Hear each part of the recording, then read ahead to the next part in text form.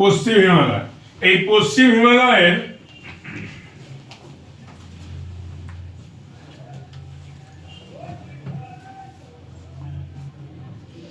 হিমালয়ের অবস্থান কোথায়?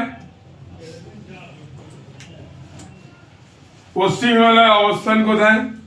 পশ্চিম হিমালয়ের অবস্থান হচ্ছে জম্মু কাশ্মীর, পাঞ্জাব, হিমাচল প্রদেশ, উত্তরাখণ্ডের পার্বত্য অঞ্চল। অবস্থান হচ্ছে জম্মু কাশ্মীর, হিমাচল প্রদেশ,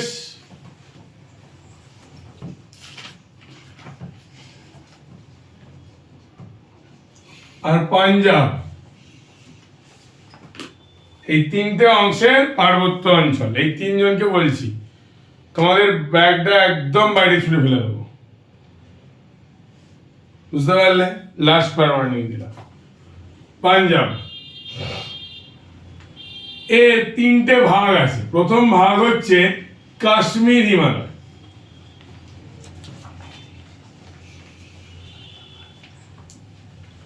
এর পার্বত্য অঞ্চল নিয়ে গঠিত পশ্চিম হিমালয়। তোমরা বাকিগুলো পড়বে, এইটা একটু বেশি ইম্পর্টেন্ট বলে করানো হচ্ছে। দেখো, এই কাশ্মীর হিমালয়ের মধ্যে মোটামুটি বেশিরভাগ অংশটাই কি কি পাহাড়ের মধ্যে পড়ে?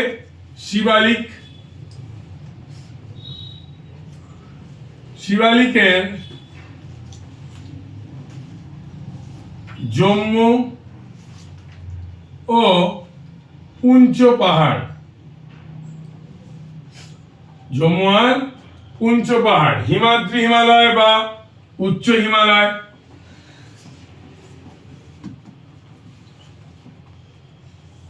আর কি লাদাখ আর কারাকোরাম, এই অংশগুলো নিয়ে তৈরি এই কাশ্মীর হিমালয়। আর এই কাশ্মীর হিমালয়টা কার একটা অংশ? পশ্চিম হিমালয়ের একটা অংশ, কারাকোরাম পর্বত। এবার এই যে লাদাখ মালভূমি, এটাও কিন্তু এই কাশ্মীর হিমালয়তেই অবস্থিত এবং এটা ভারতের উচ্চতম মালভূমি। এটা ভারতের উচ্চতম মালভূমি। আর দু নম্বরে আসছে পাঞ্জাব।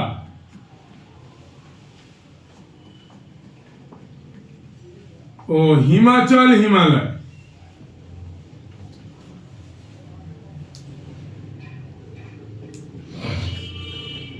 পাঞ্জাব ও হিমাচল হিমালয়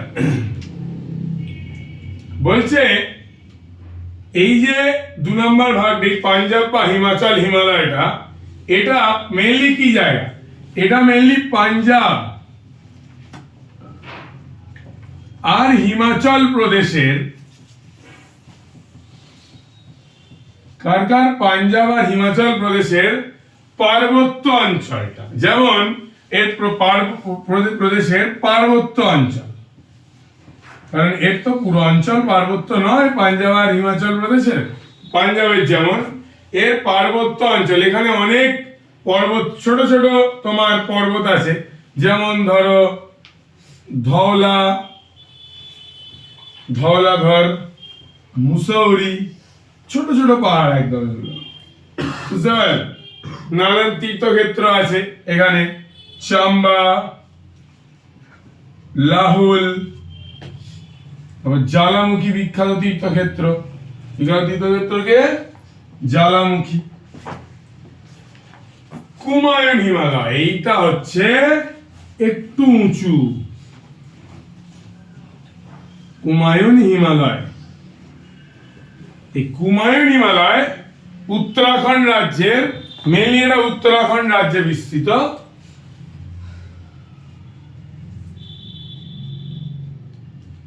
এর উচ্চতা কিন্তু 600 মিটারের থেকে 6000, 600 থেকে 6000 মিটার। জানবে কিছু উঁচু উঁচু পর্বত শ্রেণী, কিছু উঁচু উঁচু মানে টপ 10 টপ 10 হাইয়েস্ট পিকের মধ্যে অনেকটাই এখানে অবস্থিত। যেমন কে বলি, নন্দা দেবী,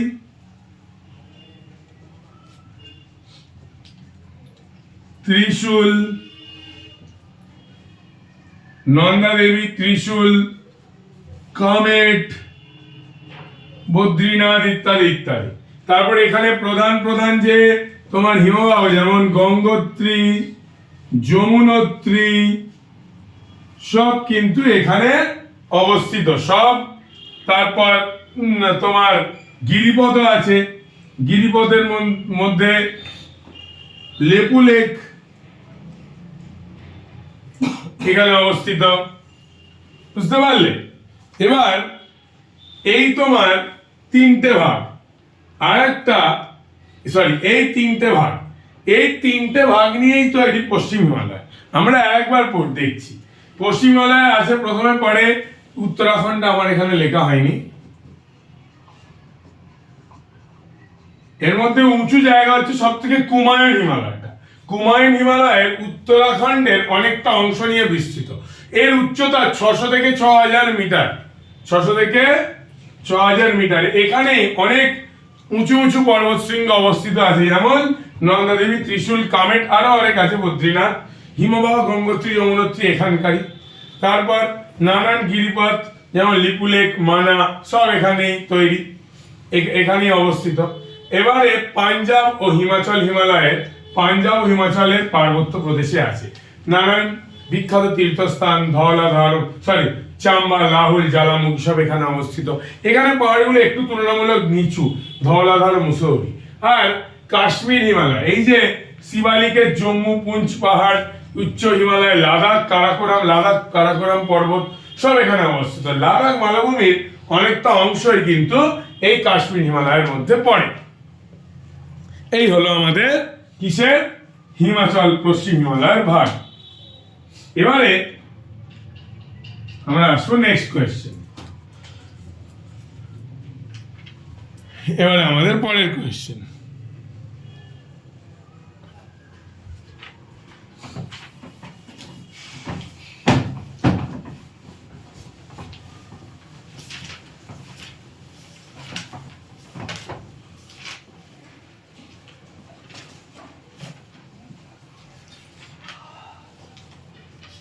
পরের কোয়েশ্চেনটা হচ্ছে পূর্ব আর পশ্চিম উপকূল।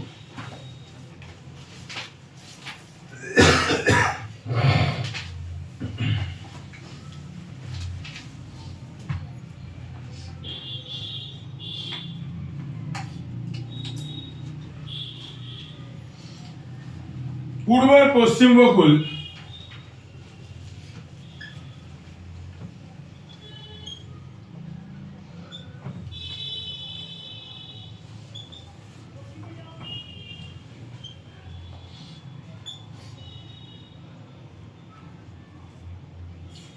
পূর্ব আর পশ্চিম উপকূলের পার্থক্য আমরা করব, মন দিয়ে দেখবে। পার্থক্যের প্রথম বিষয় হচ্ছে এর উৎপত্তি। জেনে রেখে দিও যে ভূ আন্দোলনে বসে গিয়ে ভূমির উপর সামুদ্রিক ক্ষয় ও সঞ্চয় কার্যের ফলে এর সৃষ্টি হয়েছে। তাহলে এটা সৃষ্টি হয়েছে ভূ আন্দোলনের ফলে। আর পূর্ব উপকূল সৃষ্টি হয়েছে কিভাবে? সমুদ্র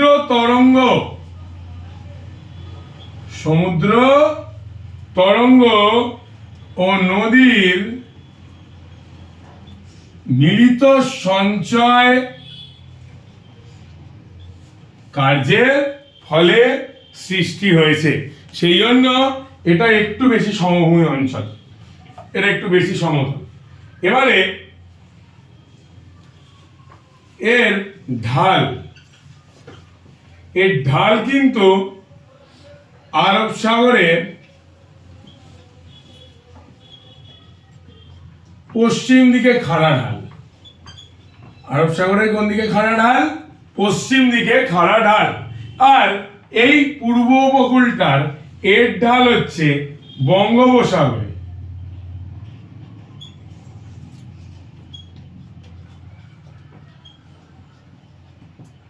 এটা পূর্ব, কিন্তু খাড়া নয়, মৃদু ঢাল, পূর্ব দিকে খাড়া নয় কিন্তু মৃদু ঢাল, বিস্তার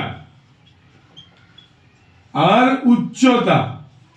বিস্তার আর উচ্চতা যদি তুমি দেখতে চাও তাহলে এই উপকূল ভাগটা কিন্তু খুব সংকীর্ণ, খুব সংকীর্ণ মানে একদম সরু, কত 15 থেকে 65 কিলোমিটার, এবং উঁচু অনেক বেশি। সরু হলে কি হবে, উঁচু অনেকটা। বাট এই যে পূর্ব উপকূলটা, এটা তোমার প্রচন্ড বিস্তৃত, 80 থেকে 100 কিলোমিটার, বাট তুলনামূলকভাবে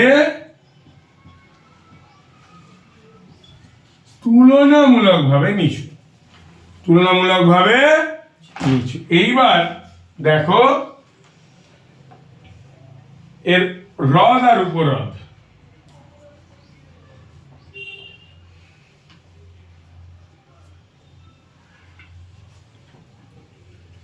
যেহেতু এটা ভূ আন্দোলনের ফলে তৈরি হয়েছে, কিসের ফলে তৈরি হয়েছে, ভূ আন্দোলন, সেই জন্য এখানে এর উপহ্রদ আর উপহ্রদের সংখ্যা একটু তুলনামূলকভাবে বেশি, আর এখানে হ্রদ আর উপহ্রদের সংখ্যা কিন্তু কম,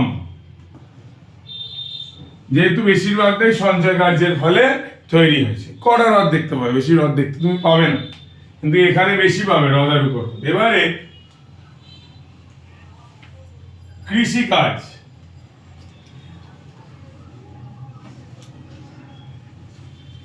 এটা কিন্তু যেহেতু একদম নোনা সমুদ্রের পাশে অবস্থিত, সেই জন্য এখানকার কৃষিকাজ অনুন্নত, কিন্তু এখানকার কৃষিকাজ অত্যন্ত উন্নত। বুঝতে পারলে? মোটামুটি তোমাদের 1 2 3 4 5 এই 5টা পার্থক্য লিখতেই হবে, তবে হবে। নেক্সট কোয়েশ্চেনে আমরা আসব।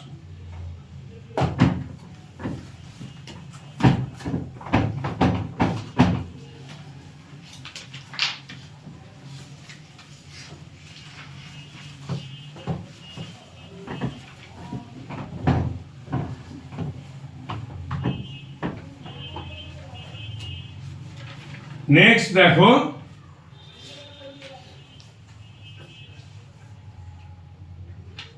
বায়ুমণ্ডলের উষ্ণতার তারতম্যের কারণ। বায়ুমণ্ডলের উষ্ণতার তারতম্যের কারণ। এই বায়ুমণ্ডলের উষ্ণতার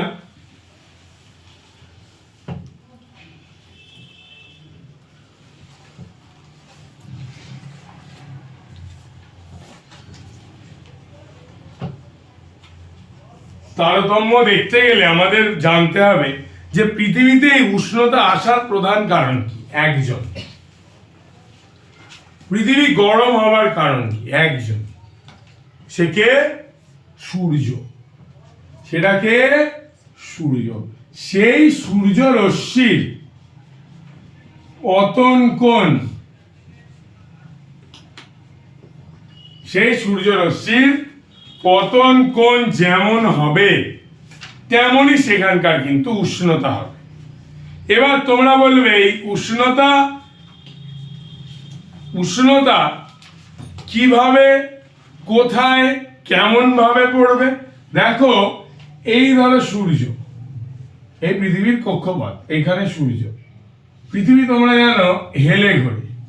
কিভাবে ঘোরে? হেলে ঘোরে। বাট যতই হেলে ঘুরুক, এই নিরক্ষরেখায় চিরকাল সূর্যরশ্মি কিন্তু লম্বভাবে পড়ে। চিরকাল তুমি যেখানেই থাকুক না কেন পৃথিবী, এর উপর কিন্তু লম্বভাবে পড়বেই। তাহলে এখানে কিন্তু, তাহলে যত উপরে কি নিচে যায় তত সূর্যরশ্মির পতন কোণ কি হয়? পতন কোণে ভিন্নতা দেখা যায়। তত সূর্যরশ্মি কিন্তু এখানে লম্বাভাবে কিরণ দেয়। এবারে বলছে যেখানে তির্যক, এবারে তোমরা দেখো যেখানে লম্বভাবে পতিত হয় সেখানে উত্তাপ নিশ্চয়ই বেশি হবে। আর যেখানে তির্যক ভাবে পতিত হয় সেখানে উত্তাপ নিশ্চয়ই কম হবে। যত উপরে আর যত নিচে যাবে তত উষ্ণতা কমতে থাকবে। নিরক্ষরেখা থেকে যত উপরে বা যত নিচে যাবে উষ্ণতা তত কি থাকবে? কমতে থাকবে। লম্বভাবে পতিত হলে উত্তাপ বেশি, তির্যকভাবে পতিত হলে উত্তাপ কম দেবে। তাহলে এবারে আর একটা জিনিস যেটা হচ্ছে তোমার নেক্সট পয়েন্ট, মানে যেটা হচ্ছে পরে দিন রাত্রির হ্রাস বৃদ্ধি।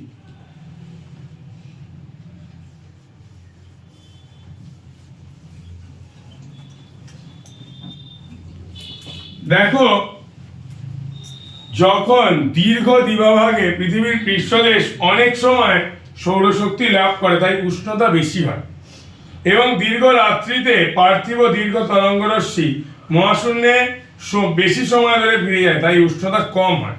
তাহলে দিন রাতের উপর নির্ভর করছে। গরমকালে যদি দিনটা ছোট হতে থাকে তাহলে কিন্তু গরম আমরা কম অনুভব করবো। তাহলে একই ওই সূর্যের কিরণ, যেখানে তোমার সকাল 6টা থেকে সকাল 5টা থেকে সন্ধ্যা 6:30 অবধি দিচ্ছিল, সন্ধ্যা 6:30টার জায়গায় ওটা যদি 4:30 অবধি হয়ে যায় বা 5:30 অবধি হয়ে যায় তাহলে কিন্তু আমাদের তুলনামূলক উত্তাপটা কম হবে। তাহলে যত দিন রাত্রির দৈর্ঘ্যটা বেশি হবে উষ্ণতা তত বেশি হবে। এইবার নেক্সট পয়েন্ট হচ্ছে সূর্যরশ্মির পতন কোণের পর উচ্চতা। উচ্চতা একটা বড় ফ্যাক্টর। বলছি তোমরা জানো প্রতি 1000 মিটারে 6.4 ডিগ্রি করে উষ্ণতা কি থাকে? কমতে থাকে। কি থাকে? ডিগ্রি সেলসিয়াস হারে কমতে থাকে। তাহলে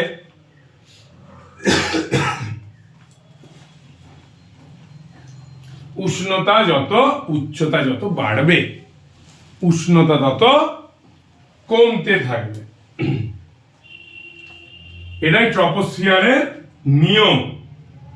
বৈপরীত্য উত্তাপ ওসব এতে নেই, বুঝতে পারলে? নেক্সট পয়েন্ট হচ্ছে স্থলভাগ ও জলভাগের বন্টন।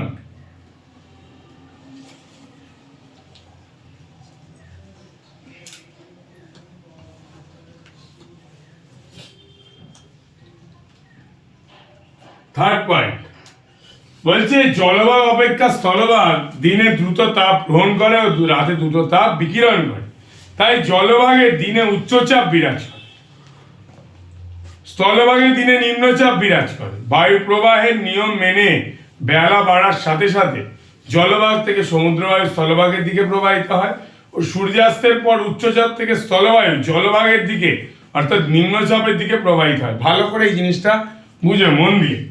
জলভাগ অপেক্ষা স্থলভাগ দিনে দ্রুত তাপ গ্রহণ করে, তাহলে জল অপেক্ষা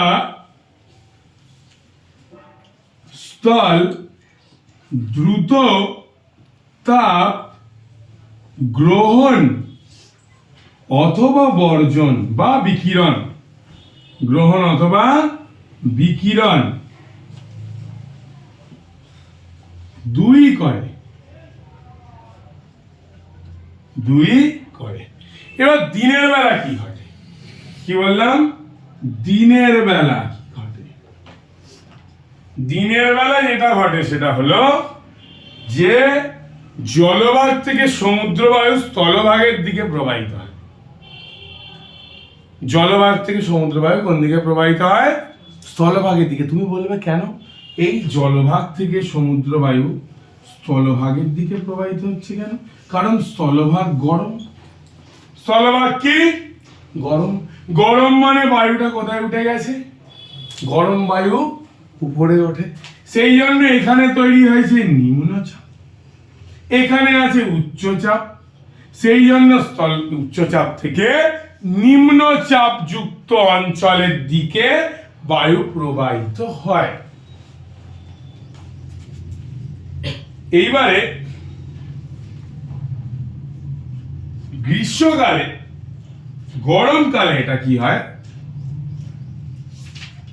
জলভাগ আবার বেশি গরম হয়ে যায়। জলভাগ আবার কি হয়ে যায়? বেশি গরম হয়ে যায়। স্থলভাগ বেশি, জলভাগ কম। গ্রীষ্মকালে জলভাগ কম বেশি ভুল বললাম, জলভাগ কম উত্তপ্ত হয় ও স্থলভাগ বেশি উত্তপ্ত হয়। ফলে সমুদ্র তীরবর্তী অঞ্চলে সামুদ্রিক বায়ুর প্রভাব বেশি থাকায় শীত ও গ্রীষ্মের উষ্ণতার প্রসার খুব কম হয়। দেখো, ভালো করে বোঝো। বলছে স্থলভাগে দিনে নিম্নচাপ বিরাজ করে। কেন বুঝলে স্থলভাগে দিনে কেন নিম্নচাপ বিরাজ করে? আর সূর্যাস্তের পর স্থলভাগের উচ্চচাপ থেকে স্থলবায়ু জলভাগের নিম্নচাপের দিকে প্রবাহিত হয়। এবারে দেখো, এটা তো দিনের বেলা হলো, রাতে কি হয় মন দিয়ে বুঝবে। রাতে হয় হচ্ছে স্থলভাগের উচ্চচাপ থেকে স্থলবায়ু জলভাগের নিম্নচাপের দিকে প্রবাহিত হয়। স্থলভাগ এটা জলভাগ। জলভাগের নিম্নচাপ কেন? জলভাগে নিম্নচাপ কেন? রাতের পরে জল অনেকক্ষণ ধরে তাপটা ধরে রাখে, কিন্তু স্থলভাগ দ্রুত তাপ ছেড়ে দেয়। তাহলে স্থলটা ঠান্ডা হয়ে গেলেও জলটা কিন্তু, আর যেখানে গরম সেখানেই কি চাপ? নিম্নচাপ। সেই জন্য স্থলভাগের দিকে অর্থাৎ উচ্চচাপ থেকে নিম্নচাপ জলভাগের দিকে বায়ু কখন প্রবাহিত হয়? রাতে। এই ব্যাখ্যাটা কিন্তু তোমায় লিখতে হবে। এবারে নেক্সট পয়েন্ট হচ্ছে বায়ু প্রবাহ। বায়ু প্রবাহের উৎপত্তি স্থল ও প্রবাহ পথ তাপের তারতম্যের প্রধান নিয়ন্ত্রক। যেমন এই দক্ষিণ পশ্চিম মৌসুমী বায়ু, একটা বায়ু বলছি,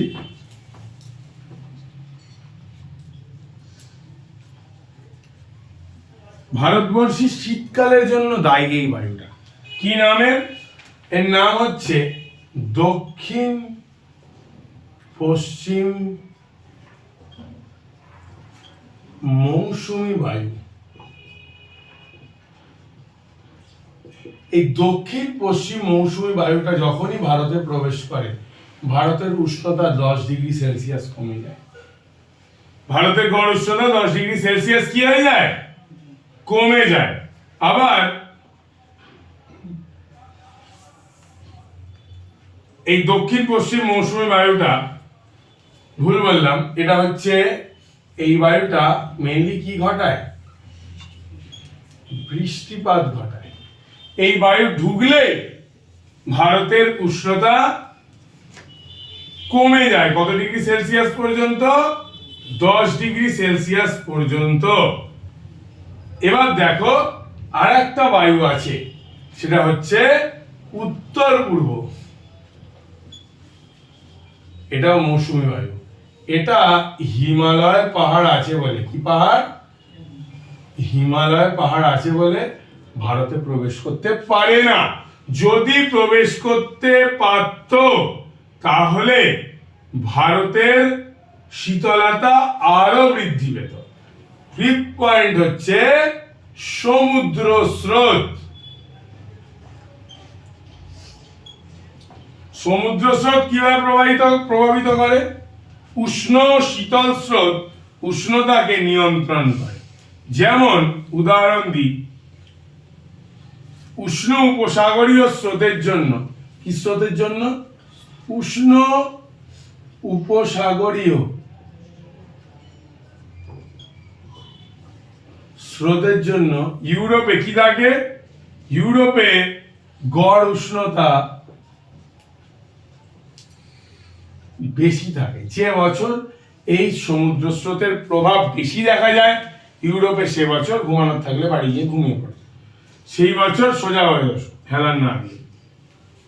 এবারে পেরু উপকূলে শীতল হামবোল্ট স্রোত, পেরু উপকূলে শীতল কি স্রোত? হামবোল্ট স্রোত কিন্তু গড় উষ্ণতা কমায়। তাহলে সমুদ্র স্রোত তাপের প্রভাবকে নিয়ন্ত্রিত করে। এই 5টা পয়েন্ট তোমাদের ব্যাখ্যা করে লিখতে হবে। এইবার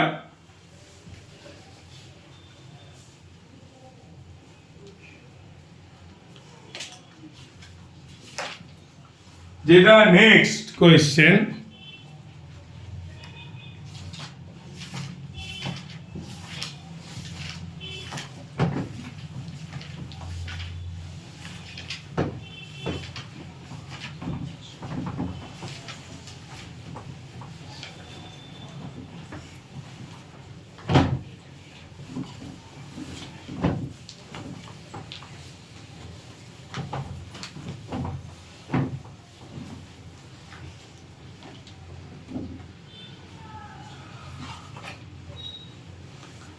সেটা হলো বায়ুমণ্ডলের উষ্ণতার তারতম্যের কারণ হয়ে গেল।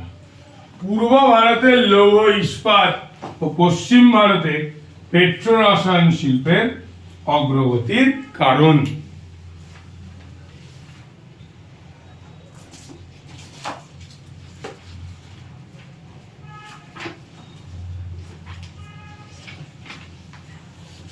দেখো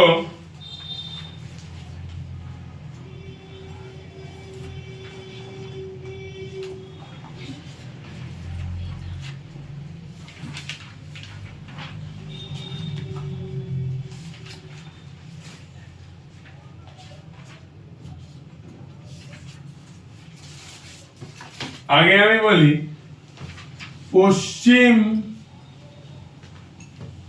ভারতে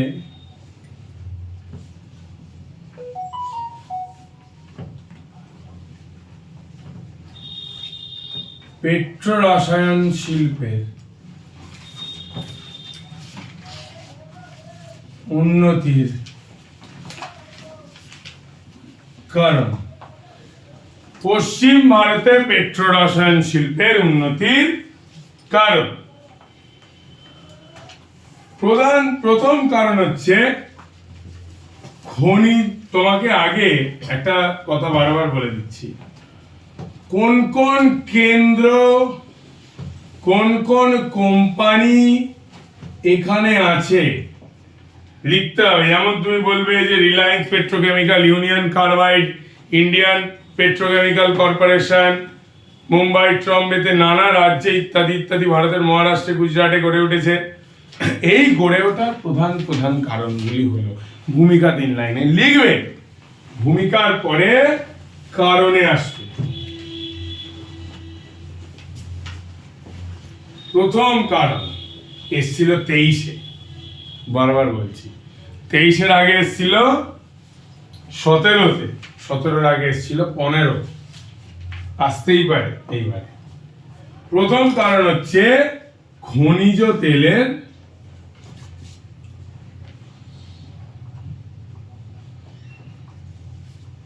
সহজলভ্যতা। ভারতে পেট্রো রসায়ন শিল্পের যে প্রধান জিনিস কাঁচামাল, কাঁচা তেল, বোম্বে হাই, আঙ্কেলেশ্বর, হীরাপান্না, প্রধানত বোম্বে হাই, তোমরা সাগর সম্রাট নাম শুনেছ, আঙ্কেলেশ্বর,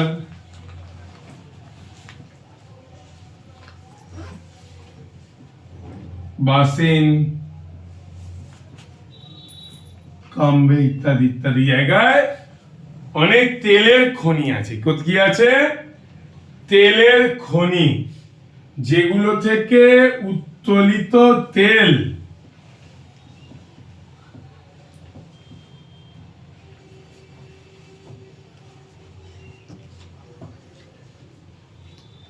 পেট্রো রসায়ন শিল্পের।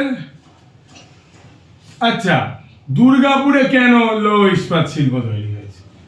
লোহা পাওয়া যায়, লোহাকে পোড়ানোর যে মেন জিনিস কয়লা ওখানে পাওয়া যায়, লোহাকে নানাভাবে প্রসেস করার ওই কয়লাও দুর্গাপুরে পাওয়া যায়। সেই জন্য ওখানে লৌহ ইস্পাত শিল্প এত। কাঁচামাল যেখানে শিল্পটাও যেখানে সেখানে হবে, হওয়ার সম্ভাবনা বেশি, সবসময় কিন্তু হয় না।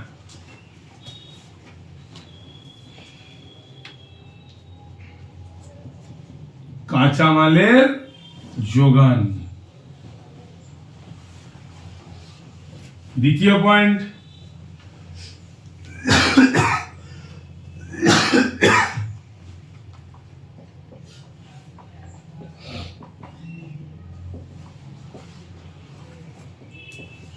তৈল শোধনাগারের অবস্থান। কাঁচা তেল যখন ঘটে তখন কালো মনে হচ্ছে পগারের জল বেরোচ্ছে। তখন আমি গল্পটা বলেছিলাম, আরবের লোকেরা বুঝতে পারেন, ভেবেছি যাদের জমি থেকে ওই উঠতো ভাবতো যে কি নর্দমার জল বেরোচ্ছে আমার জায়গা থেকে। আরবীয়রা ওই শিক্ষায় শিক্ষিত ছিল না বলে বুঝতে পারেনি। ব্রিটিশরা ওদের দেখেছিল যে এটাই কাঁচা তেল, এটাই কাঁচা তেল। এবার দেখো ওই তৈল শোধনাগারে কি করে, সব থেকে বৃহত্তম তৈল শোধনাগার, বিশ্বের বৃহত্তম তৈল শোধনাগার জামনগর, তারপর কয়ালি, ট্রম্বে, এইসব নাম করা তৈল শোধনাগার এখানে অবস্থিত। এখানে তো অবস্থিত হবেই, যেখানে মাল পাবে, কাঁচা তেল পাবে, সেখানেই তো তৈল শোধনাগারগুলি অবস্থিত হবে। এটার দ্বিতীয় কারণ। তৃতীয় কারণ কি? তৃতীয় কারণ হচ্ছে বন্দরের নৈকট্য। ভারত তার বেশিরভাগ তেল কিন্তু কাঁচা তেল হিসাবে কেনে অন্যান্য দেশ থেকে, নানান গালফ কান্ট্রির থেকে কেনে, রাশিয়ার থেকে কেনে, আমেরিকার থেকেও কেনে, নানান জায়গা থেকে ভারত তেল কেনে। তেলগুলো কিনে কোথায় আনবে ভারত? বন্দরে। এবার সুবিধা আছে কি? বন্দরের কাছেই কিন্তু তৈল শোধনাগার, তৈল শোধনাগারের কাছেই কি বন্দর। এই যে বন্দরের নৈকট্য, যেমন মুম্বাই, গুজরাট উপকূলে নানান বন্দর, মুম্বাই, সুরাট, কান্ডালা ইত্যাদি ইত্যাদি বন্দরের উপস্থিতি কি করে? শুধুমাত্র তেল কেন, এই যে তৈল শোধনাগারে একটা বড় মেশিন লাগবে, জাহাজে করে চলে এলো। সব থেকে কম খরচে জিনিস কিসে আছে জানো? জাহাজে করে চলে এলো। শুধুমাত্র কাঁচা তেলই আসে না, শুধুমাত্র কাঁচা তেলের সাথে সাথে নানান পেট্রোকেমিক্যাল শিল্পের যন্ত্রাংশ আছে, প্লাস কি, যে তেলটা তৈরি হলো পরিশোধিত হয়, সেই পরিশোধিত তেলটা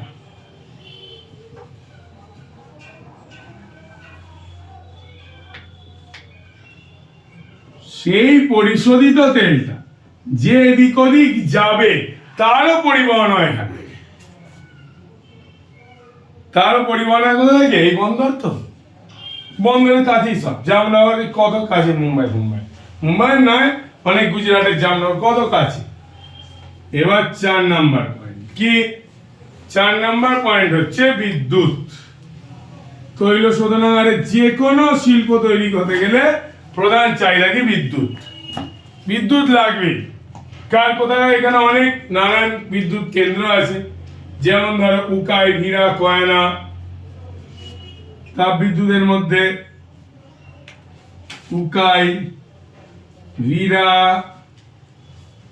কয়ানা নানান তাপ বিদ্যুৎ কেন্দ্র আছে। জলবিদ্যুৎ কেন্দ্রের মধ্যে কি কি আছে? ট্রম্বে, নাসিক, ধুবরা, এসব বলছে জলবিদ্যুৎ কেন্দ্র। এগুলো তাপ বিদ্যুৎ কেন্দ্র ট্রম্বে, নাসিক, এসব নানান তাপ বিদ্যুৎ কেন্দ্র আছে। ফলে বিদ্যুৎ শক্তির কোনো অভাব ঘটে না।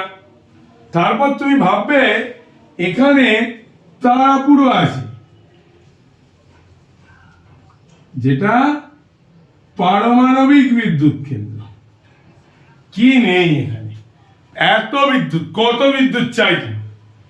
এটা রসায়ন শিল্পে বিদ্যুৎ পেতে এখানে কোনো অসুবিধা হয় না। কাঁকড়াপাড়, তারাপুর না কাঁকড়াপাড় তোমরা জানো।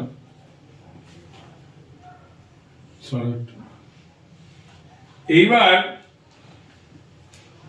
উন্নত পরিকাঠামো।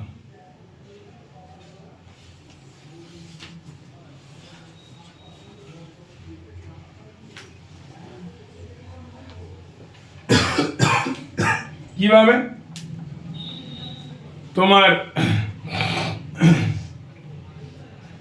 অত্যাধুনিক যন্ত্রপাতি, তেল উত্তোলন করার জন্য, তারপর তোমার অত্যাধুনিক যন্ত্রপাতি প্রয়োজন আছে, পেয়ে যাবে।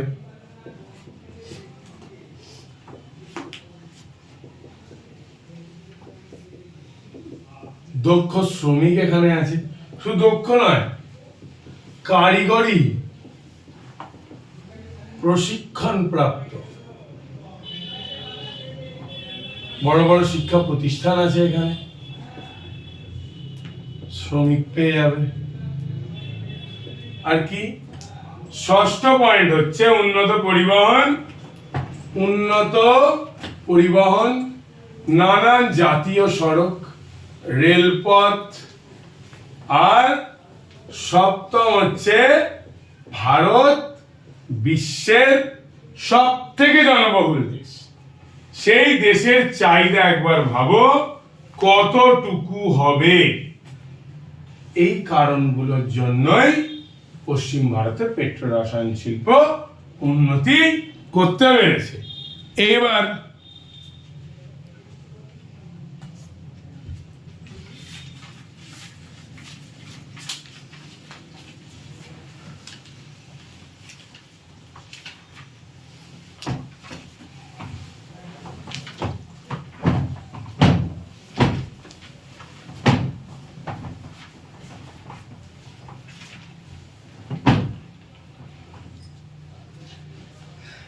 আমরা দেখব পূর্ব ভারতে।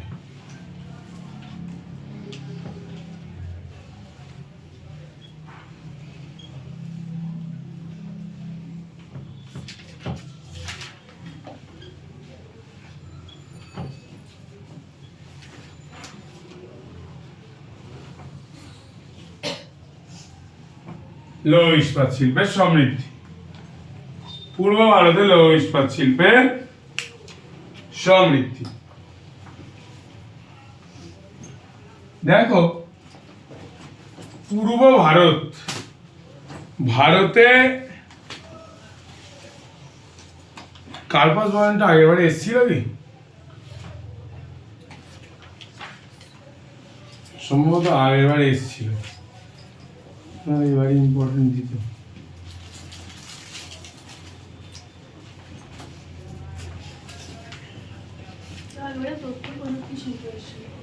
যাই হোক, এবারে করবে, যাই হোক, এটা এসছে করে দিই।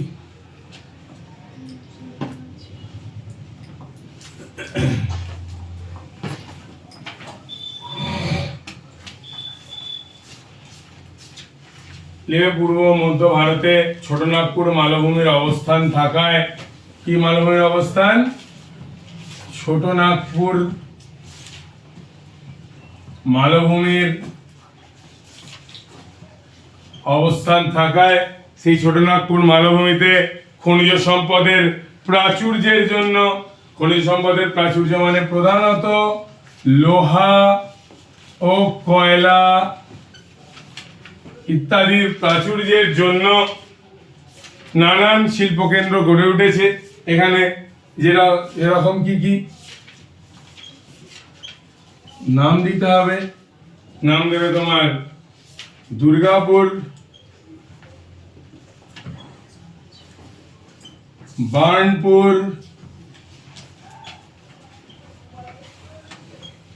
কুলটি,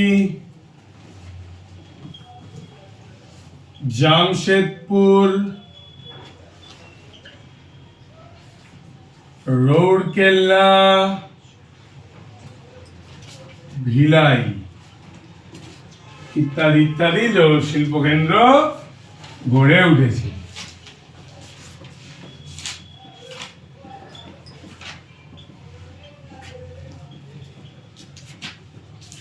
ইত্যাদি ইত্যাদি শিল্পকেন্দ্র গড়ে উঠেছে। এবারে কারণগুলো লিখবে। লৌহ আকরিকের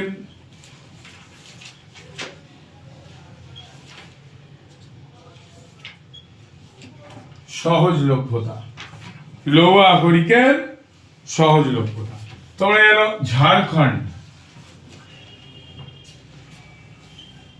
ঝাড়খণ্ডের গুয়া, নোয়ামান্ডি,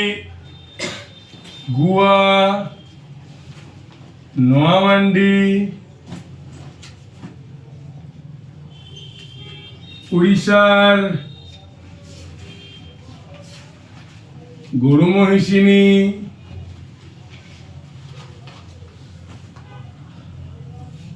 আর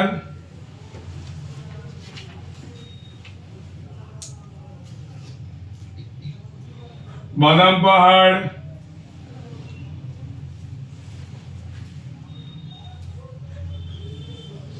উড়িষ্যা। আর কি হলো তোমার বিহারের রামগড়, ছত্তিশগড়ের বায়লাডিলা,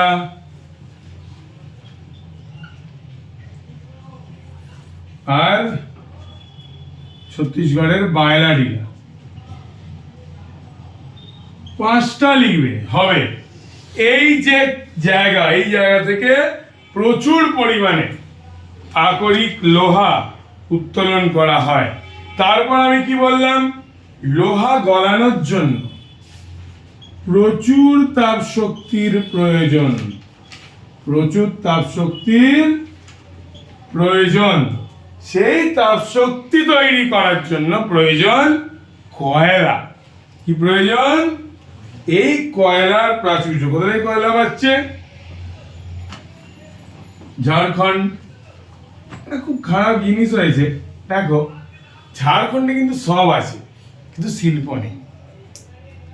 চিরকাল ঝাড়খণ্ড উপেক্ষিত। তুমি দেখো ঝাড়খণ্ডে এইসব আছে, সালে শিল্প কেন্দ্রটা তো দুর্গাপুর, জামশেদপুর, রৌরকেল্লা, ভিলায় না হয় ঝাড়খণ্ডের তো কোনো জায়গা হতে পারত, কিন্তু হয়নি। ওই রাজনীতি বাড়তে দেয় না। ঝরিয়া,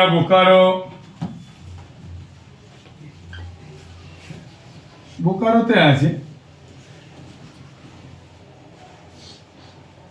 বিহারে রামগড়,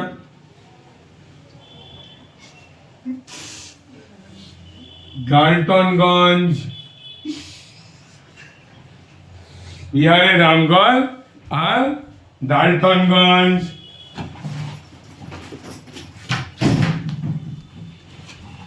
এবারে তোমারটা ফেলবো, আর তোমারটা।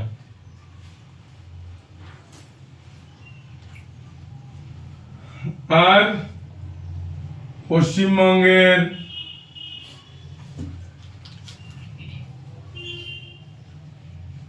রানীগঞ্জ,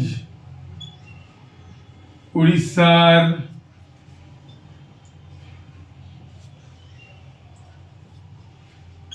তালচের ইত্যাদি ইত্যাদি জায়গায় প্রচুর পরিমাণে কয়লা পায়।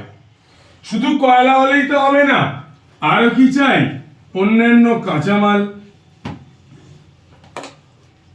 আকরিক মানে তোমার নিকেল বিকেলও লাগবে, লোহার সাথে আরো কিছু ব্লেন্ড করা হবে। ডলোমাইট, আরে কোথায় আছে? ছোট নাগপুর, মালপুর, সব পাওয়া যাবে। ডলোমাইট, ম্যাঙ্গানিজ, চুনা পাথর,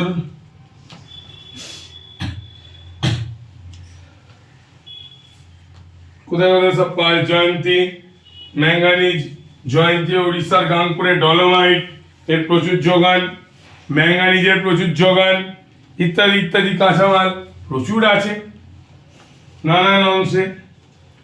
এরপর বিদ্যুৎ শক্তির প্রাচুর্য। আমি কি বললাম? এই বিদ্যুৎ শক্তিটা যে কোনো শিল্পে ইম্পর্টেন্ট, যে কোনো শিল্পে বিদ্যুৎ শক্তি। কয়লা আছে তার মানে আমাদের ভারতে 80% বিদ্যুৎ পাওয়া যায় কয়লা থেকে। 80% বিদ্যুৎ পাওয়া যায় কি থেকে? কয়লা থেকে। নানান বিদ্যুৎ কেন্দ্র কি কি? পশ্চিমবঙ্গের দুর্গাপুর, ফারাক্কা, স্যার হ্যাঁ আর বলে দিন না। দেখো এখানে আছে, পড়ে আছে, হ্যাঁ দুর্গাপুর, ফারাক্কা, কোলাঘাট, ওটাই তো।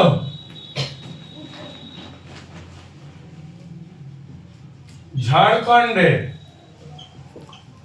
বোকারো, কয়লা পায় মানে তাপ বিদ্যুৎ তো তৈরি হবেই। পত্রাতু, উড়িষ্যার, সব নামগুলো প্রায় একই। তালচের, ইত্যাদি ইত্যাদি জায়গা থেকে। তারপর নানান জলবিদ্যুৎ কেন্দ্র আছে, মেসেঞ্জার, হীরাকুদ, পাঞ্চেত, এগুলো হচ্ছে তাপ, এগুলো হচ্ছে এই স্যার আসছি। তাপ, হ্যাঁ। জলবিদ্যুৎ পাঞ্চেত, মাইথন, পাঞ্চেত, মাইথন, হীরাকুদ, হীরাকুদ বড় জলবিদ্যুৎ কেন্দ্র জানো। এখান থেকে জলবিদ্যুৎ পাওয়া যাচ্ছে, সেই জন্য বিদ্যুৎ শক্তির অভাব এখানে হবে না। পঞ্চম পয়েন্ট কি দেবে? পঞ্চম পয়েন্ট দেবে জলের যোগান। জল তো এখানে প্রচুর নদী আছে, কারণ কয়লা তোমার তাপবিদ্যুৎ তৈরি করো, প্রচুর জল লাগে, প্রচুর জলের যোগান আছে। জলের যোগানের জন্য দামোদর আছে, সুবর্ণরেখা আছে, দামোদর, সুবর্ণরেখা, তারপর অনেক নদী, জলাধার ইত্যাদি ইত্যাদি আছে। প্রচুর শ্রমিক আছে, শ্রমিক তো প্রচুর। সব থেকে জনবহুল জায়গা হচ্ছে এই গঙ্গার অববাহিকা। বিশ্বে পুরো পুরো বিশ্বে তাছাড়া বন্দর, উন্নত পরিবহন আর শ্রমিক প্রাচুর্য। এটা লাস্টে লিখবে কি, তারপর তো মূলধন আছে ইত্যাদি ইত্যাদির জন্য পূর্ব ভারতে লৌহ ইস্পাত শিল্পের সমৃদ্ধি দেখা গেছে। এই পয়েন্টগুলো 6টা-7টা পয়েন্ট লিখলে ভূমিকা নিয়ে তুমি মোটামুটি ভালো নাম্বার পেয়ে যাবে।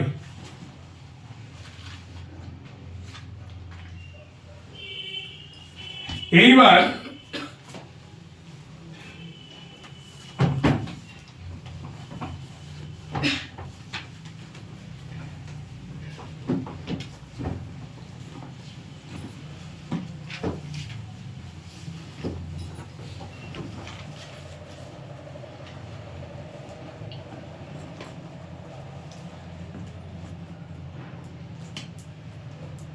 হিমবাহ জলধারার মিলিত কার্য। হিমবাহ জলধারার মিলিত কার্য।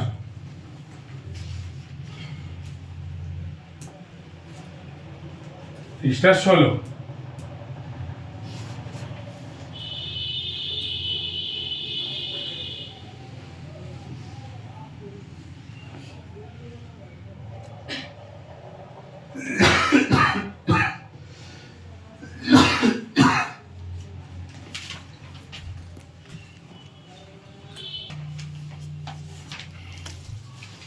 এরপর হিমবাহ ও জলধারার মিলিত কার্যের ফলে সৃষ্ট ভূমিরূপ।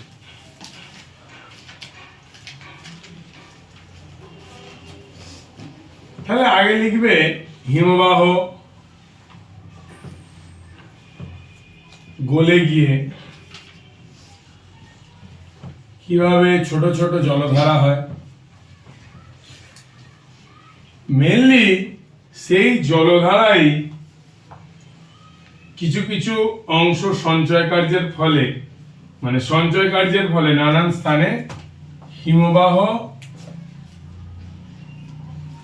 বাহিত পদার্থগুলি সঞ্চয় করে। এর ভূমিরূপ এর প্রথমটা বলি, সেটা হচ্ছে আউটওয়াশ প্লেন বা বহিবিধৌত সমভূমি। বহিবিধৌত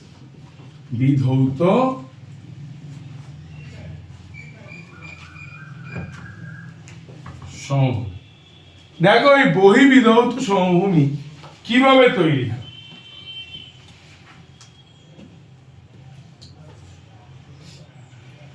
এই বহিবিধৌত সমভূমি তৈরি হয় হিমবাহের নুড়ি, বালি, কাঁকর সব একটা বিশাল হিমবাহের নুড়ি, বালি, কাঁকর একটা বিশাল সমভূমি তৈরি করে। কি তৈরি করে? বিশাল সমভূমি। এইটাই হচ্ছে বহিবিধৌত সমভূমি। কোন গর্তে হিমবাহ গলে মাঝে মাঝে এখানে হ্রদেরও সৃষ্টি করে। কোথায় দেখা যায়? উত্তর আমেরিকার, কানাডা ও মার্কিন যুক্তরাষ্ট্রের মাঝখানে। এরপর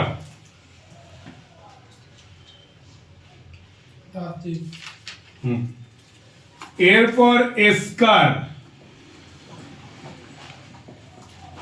এস্কার হচ্ছে, ছবিটা কিন্তু অবশ্যই দেবে, সব কটার ছবি লাগবে, বারবার বলে দিচ্ছি, ছবি লাগবেই।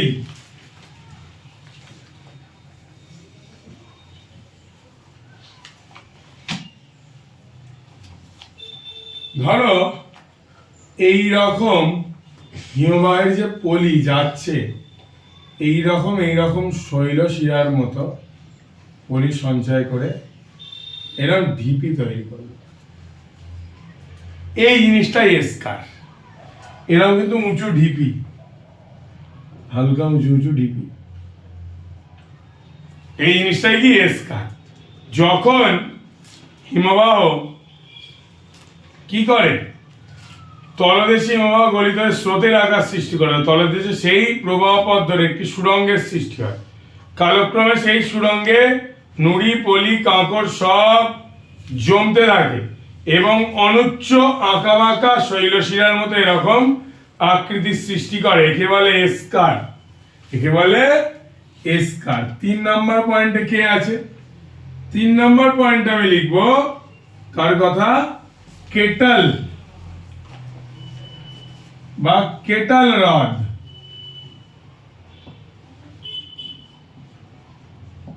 ধরো একটা পাহাড়ের একটা অংশে একটা বিশাল ফাটল আছে, প্রচুর বড় ফাটল, হিমবাহ জমে আছে, হিমবাহ গলে গেল। এই যে ফাটলটাকে বলে কেটল। কি বলে?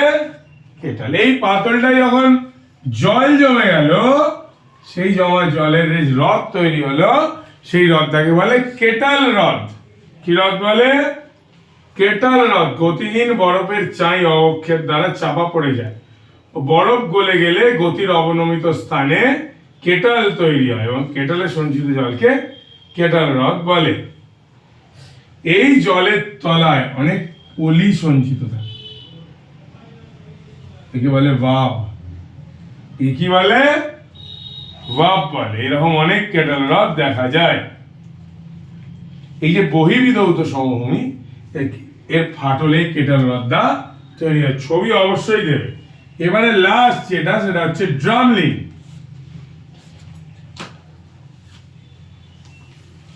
ড্রামলিন কি? ড্রামলিন অর্থ হচ্ছে ঢিবি। কি অর্থ? ঢিবি। এবার দেখো ড্রামলিন কি। এই ড্রামলিন হচ্ছে হিমালয় অধ্যুষিত অঞ্চলে এই বোল্ডার ক্লে, এইরকম বোল্ডার ক্লে গুলো জমে এইরকম ডিমের মতো আকৃতি বিশিষ্ট। যখন তুমি উপরের পাহাড়ের মাথা থেকে দেখো, যেন মনে হচ্ছে ডিমের মতো আকৃতি বিশিষ্ট কি তৈরি করে? ওল্টানো নৌকার মতো এইরকম ভূমিভাগ তৈরি করে। পর্বতের পাদদেশে এগুলো দেখা যায়। কি বলে? ড্রামলিন। ওল্টানো নৌকার মতো দেখতে বলে একে, বা ডিমের মতো দেখতে বলে একে বলে বাস্কেট অফ এগ টোপোগ্রাফি, কি বলে, বাস্কেট অফ এগ টোপোগ্রাফি বলা হয়। সর্বদা সবসময় ঝাঁকে ঝাঁকে থাকে, একটা থাকে না, ঝুড়ি ভর্তি ডিমের মতো। এই চারটে তোমাদের পড়তে হবে। এবার এই চারটের পর কোনটা পড়বে?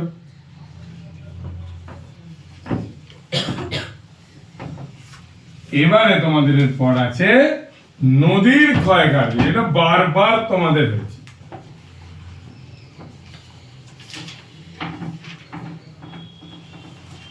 নদীর ক্ষয়কার্যের ফলে সৃষ্ট ভূমিরূপ।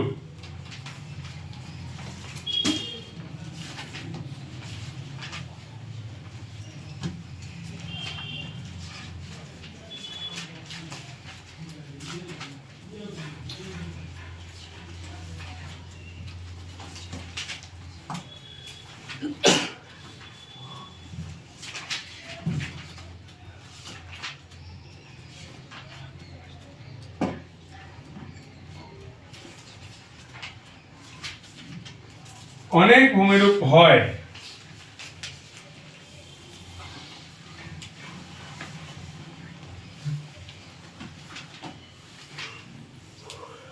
তার মধ্যে আমি তোমাদের চারটে করাবো। তাহলে নদী প্রধানত কোথায় ক্ষয়কার্য করে? কোন প্রবাহে? প্রধানত পার্বত্য প্রবাহে বা উচ্চ প্রবাহে নদী বেশি ক্ষয়কার্য করে। এইবার এই উচ্চ প্রবাহে যে ভূমিরূপগুলো সৃষ্টি হয় নদীর ক্ষয়কার্যের ফলে, সেগুলো তোমাদের দেখাবো। প্রথমত হচ্ছে গিরিখাত।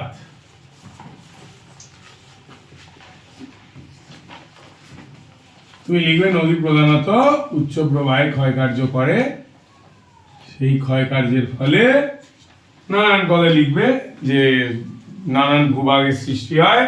তার মধ্যে একটা হচ্ছে গিরিখাত, যেটার আকৃতি কি হয়, মাঝে মাঝে ক্যানিয়ানো হয়, যেটার আকৃতি হয় ভি বা আই। কখন হয় বলছে? সংকীর্ণ ইংরাজি অক্ষর অত্যন্ত গভীর গিরিখাতকে বলে ভি, আর যেখানে বৃষ্টি কম হয় সেখানে ভি আকৃতি, সেখানে বৃষ্টি শুষ্ক পার্বত্য অঞ্চলে বৃষ্টি কম হওয়ায় এই ভি আকৃতির পরিবর্তে তৈরি হয় আই আকৃতি।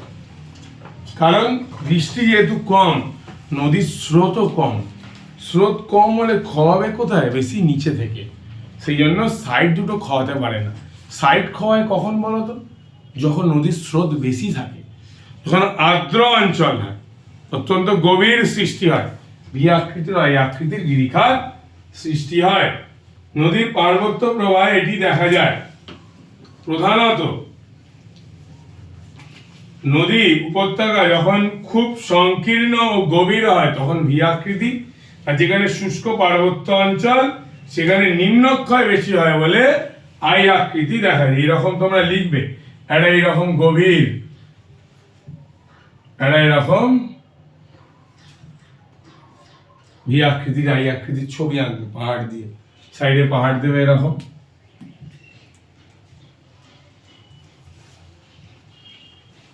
বুঝতে পারলে? এরকম করে ছবিটা এঁকে কিন্তু দেখাতে হবে। গ্র্যান্ড ক্যানিয়ন উদাহরণ দেবে। তারপর জলপ্রপাত, উঁচু অংশ থেকে খাড়া ঢাল বরাবর পড়লে সেটা জলপ্রপাত। কেন সৃষ্টি হয় জলপ্রপাত? যখন নদীর অনেক বৈষম্যমূলক শিলা থাকে, ধরো এখানটা শিলাটা কঠিন, এখানটা কোমল, এখানটা খাওয়াবে বেশি, খাওয়াতে খাওয়াতে খাওয়াতে খাওয়াতে জায়গাটা কি হয়ে যাবে? নিচু হয়ে যাবে। জায়গাটা কি হয়ে যাবে? নিচু হয়ে যাবে। নিচু হয়ে গেলে জল অভিকর্ষের টানে আরো নিচে পড়বে, নিচে পড়লেই জলের টানটা আরো বেশি হবে। এবার জলের টানটা আরো বেশি হলে ওখানেই জলপ্রপাত খাড়া ঢালে পড়ে সৃষ্টি করবে জলপ্রপাত। এখানে ঝুলন্ত উপত্যকা হিমবাহের অঞ্চলে সৃষ্টি হয়। জলপ্রপাতের ছবি আঁকবে। জলপ্রপাত যে এই জায়গাটা পড়ে, এই জায়গাটা বলে প্রপাত কূপ। ছবি কিন্তু পয়েন্টিংটা চাই। 3 নম্বর, চোখটা খোলা রাখবে, হয়তো ঘুম পাবে কিন্তু ঘুমাবে, শুনবে, আমি জানি। মন্থকূপ বা পট হোল, ধরো নদী যাচ্ছে, এখানটা একটু গর্ত হলো, নদীর তো নুড়ি বালি আছে, এখানটা ঢুকলো, ঢুকে এরকম গোল গোল গোল গোল ঘুরতে ঘুরতে ঘুরতে ঘুরতে এই পটহোলটা এত বড় করে দেবে। অবঘর্ষ ক্ষয়, কি ক্ষয়? এই অবঘর্ষ ক্ষয়ের ফলে, অবঘর্ষ প্রক্রিয়ায় নদীর সৃষ্ট ছোট ছোট গর্তগুলিকে মন্থকূপ বলে। এগুলো এবড়ো খেবড়ো হয়, এবড়ো খেবড়ো নদীতে দেখা যায়। শিলাখণ্ডগুলি পাক খেতে খেতে অবঘর্ষ প্রক্রিয়ায় এরকম গর্তের সৃষ্টি করে। এবারে 4 নম্বরে আছে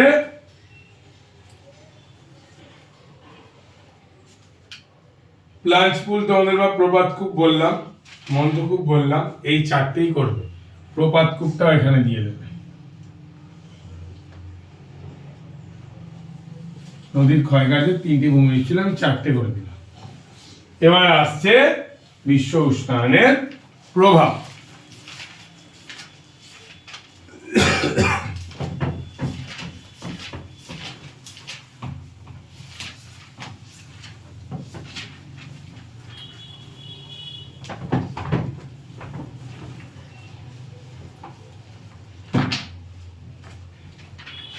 দেখো টেক্সট বইটা হাতে দেবে,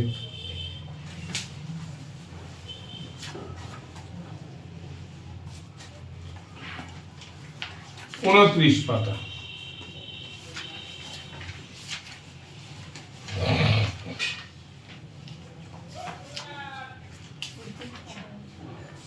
ভুলভাল দিয়েছো।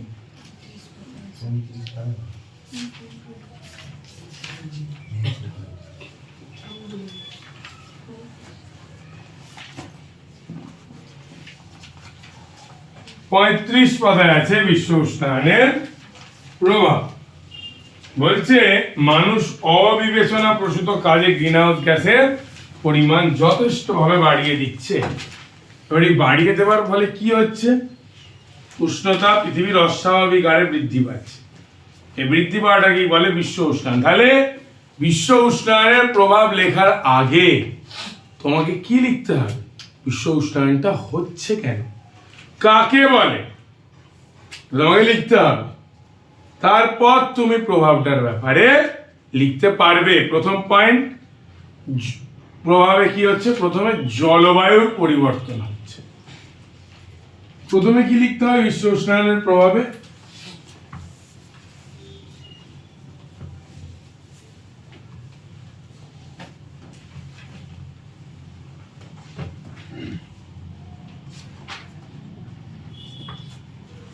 বিশ্ব উষ্ণায়ন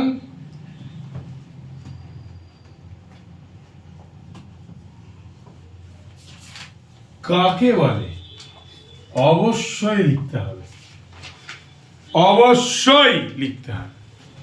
দ্বিতীয় পয়েন্ট কি লিখবে? বিশ্ব উষ্ণায়ন কেন হচ্ছে হালকা হালকা দিয়ে দেবে, দিয়ে শুরু করে প্রভাবে কারণটা হালকা হালকা লিখবে। হ্যাঁ, জলবায়ুগত পরিবর্তন।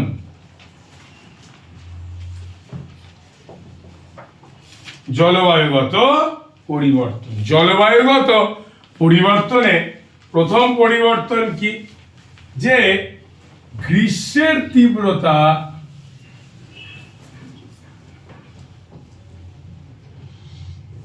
বৃদ্ধি হচ্ছে, উষ্ণতার প্রসার বৃদ্ধি পাচ্ছে। তৃতীয় পয়েন্ট কি হবে? ঋতুর অস্বাভাবিক, ঋতুর অস্বাভাবিক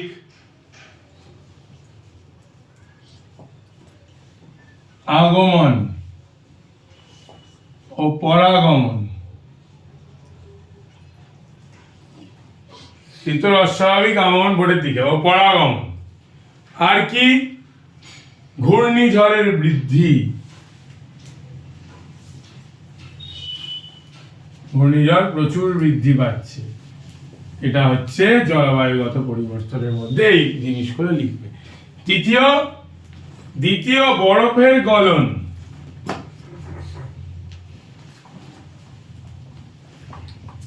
এই বরফের গলন কি হচ্ছে? পশ্চিম আন্টার্কটিকায় মেরু প্রদেশের বরফ পৃথিবীর উষ্ণতা বৃদ্ধির কারণে গলে যাচ্ছে। উল্টো পাল্টা লিখবে না, এই জায়গাগুলো সব উল্টো পাল্টা একবারে একটা প্যারা লিখে চলে আসে। গলে যাচ্ছে, হিমবাহ গলে যাওয়ার পরে ভারত সহ পৃথিবীর নানান পার্বত্য অঞ্চলে হিমবাহ গলে যাওয়ার ফলে হিমবাহের আয়তন কমে যাচ্ছে। এইটা একটু ছোট করে লিখে 3 নম্বর পয়েন্টটা একই প্রায়। সমুদ্রের জলতলের বৃদ্ধি, সমুদ্রের জলতলের বৃদ্ধি কিভাবে হচ্ছে?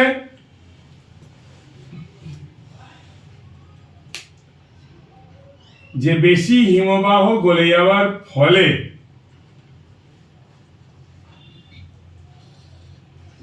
হিমবাহ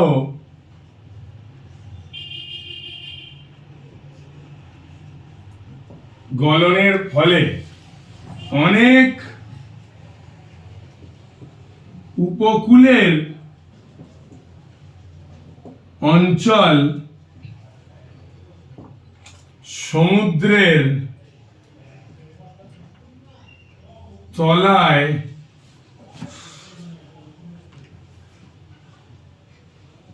তলিয়ে যাচ্ছে। বারবার বলছি এইগুলোই শুধু ইম্পর্টেন্ট নয়, আরো অনেক ইম্পর্টেন্ট কোয়েশ্চেন আনসার আছে, এগুলো পড়তে হবে। এই 20টা কোয়েশ্চেনের মধ্যে থেকে হয়তো 2টো কি 3টে এলো পরীক্ষায়, বাকিগুলো যে পড়বে না তা কিন্তু নয়, সবই পড়ে যাবে, এগুলো ইম্পর্টেন্ট। 4, নদীর জল বাড়ছে। নদীর হিমবাহের গলনের ফলে নদীর জলতল বাড়ছে। নদীর জলতল বাড়লে কি হবে? নদীর জলতল বাড়লে নদীর ক্ষয় বাড়বে, ক্ষয় বাড়লে বন্যা ইত্যাদি ইত্যাদি। নদীর জলতল বাড়লে বন্যা দেখা দেবে। আবার কোনো বছরে তোমার বেশি বরফ গলে গেলে, বেশি বরফ গলে যাচ্ছে বলে কোনো বছরে বন্যা হচ্ছে, সব গলে যাওয়ার ফলে আবার জল কম বেরোচ্ছে বলে কোনো বছরে খরাও হচ্ছে। বাড়ি যাও, খরা বন্যার প্রভাব দেখা দিচ্ছে। এইবারে অধঃক্ষেপণের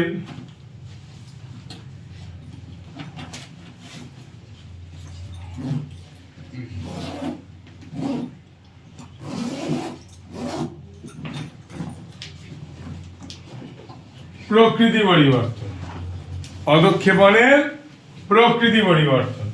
এই অধঃক্ষেপণের প্রকৃতির জন্য পৃথিবীর তাপমাত্রা বৃদ্ধি পাচ্ছে, তুষারপাত। এই তোমরা বলবে অধঃক্ষেপণটা আসলে ব্যাপারটা কি? ওই যে বৃষ্টি হওয়া, তুষারপাত হওয়া, এই সব নির্ভর করে এই অধঃক্ষেপণের উপর। তুষারপাত, ঘূর্ণিঝড় ইত্যাদি অধঃক্ষেপণের প্রকৃতি পরিবর্তনের ফলে বৃদ্ধি পাচ্ছে। আর কি হচ্ছে?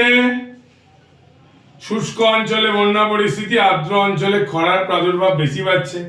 অতিবৃষ্টি, খরা, অতিবৃষ্টি মানে বেশি বৃষ্টি হচ্ছে কোনো জায়গায় এই অধঃক্ষেপণের প্রকৃতির জন্য, কোনো জায়গায় কম বৃষ্টি হচ্ছে, খরা দেখা দিচ্ছে ইত্যাদি ইত্যাদি। এই 5টা মেন কারণ হবে যেটা বিশ্ব উষ্ণায়নের ফলে দেখা দিচ্ছে।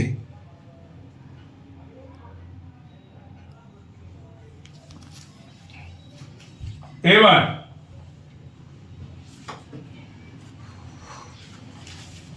জনসংখ্যা বন্টনের তারতম্যের কারণ।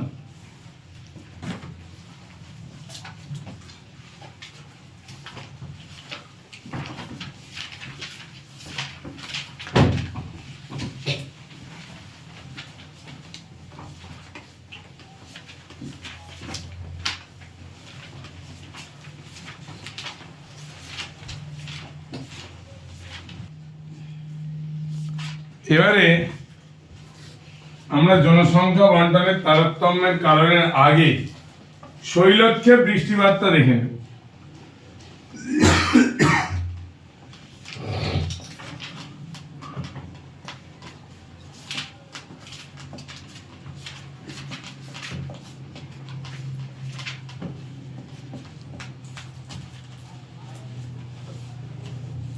দেখো, এই শৈলক্ষেপ কথার অর্থ হলো পাহাড় থেকে পড়া।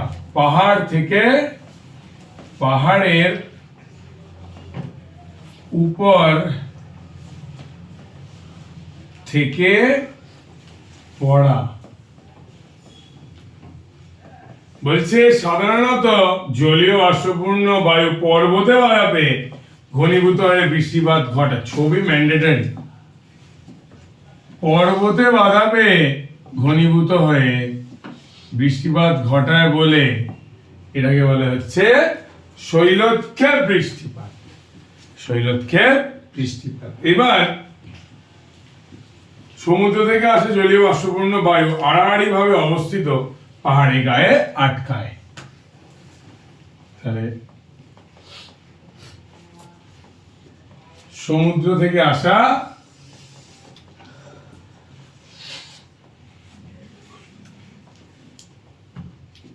জলীয় বাষ্পপূর্ণ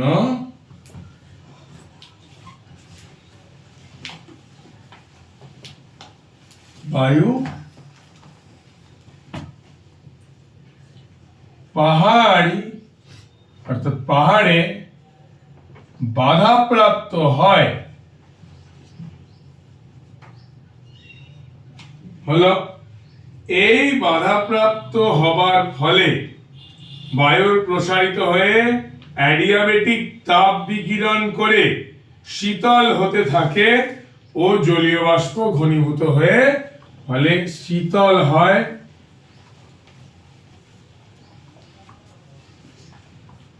ও জলীয় বাষ্প জলকণায় রূপান্তরিত হয়। রূপান্তরিত হয়ে কি ঘটায়? তো হয়ে বড় হতে থেকে বৃষ্টির ফোঁটা তৈরি করে। ওই বৃষ্টির ফোঁটা পর্বতের ঢাল বরাবর বেয়ে নেমে আসে, প্রতিবার ঢাল বরাবর নেমে আসে এবং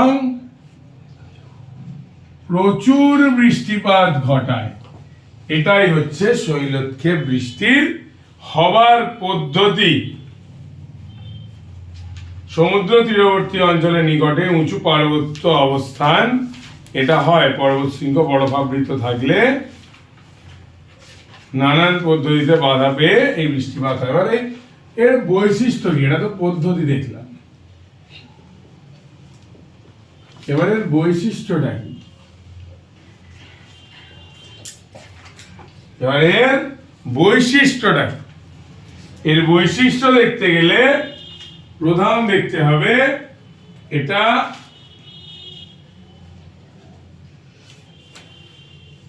যখন পর্বতের বিপরীত ঢালে যায়, অর্থাৎ অনুবাদ ঢালে, তখন আর এতে জলীয় বাষ্প খুব কম থাকে। খুব কি থাকে? কম থাকে। এবং তাছাড়া নিচের দিকে নামতে নামতে বায়ু ক্রমশ উষ্ণ হতে থাকে জলীয়, এবং যেহেতু কম থাকে সেই অঞ্চলের সৃষ্টি করে বৃষ্টির ছায়া অঞ্চল। অনুবাদ ঢালে সৃষ্টি করে বৃষ্টির ছায়া অঞ্চল।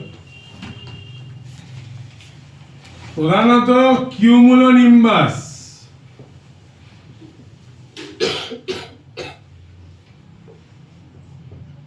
স্ট্র্যাটাস মেঘধারায় বৃষ্টিপাত হয়,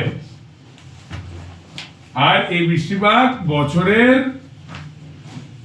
যে কোনো সময় হয়। বছরের যে কোনো সময় এই বৃষ্টিপাত ঘটতে পারে।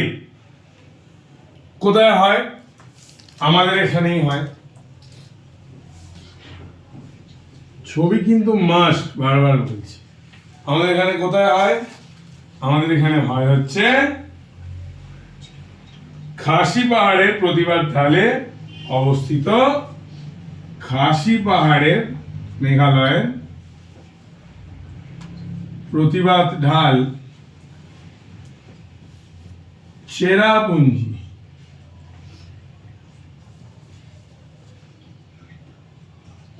চেরাপুঞ্জিতে দক্ষিণ পশ্চিম মৌসুমী বায়ুর প্রভাবে, কি বায়ু? দক্ষিণ পশ্চিম মৌসুমী বায়ু প্রভাবের প্রতিবাদ ঢালে প্রচুর বৃষ্টিপাত ঘটায়। এই চলে গেল পুরো শৈলক্ষে বৃষ্টির পদ্ধতি, বৈশিষ্ট্য, কোথায় হয় অবস্থানগত উদাহরণ। নেক্সট, ভারতের জনসংখ্যা বন্টনের তারতম্যের কারণ।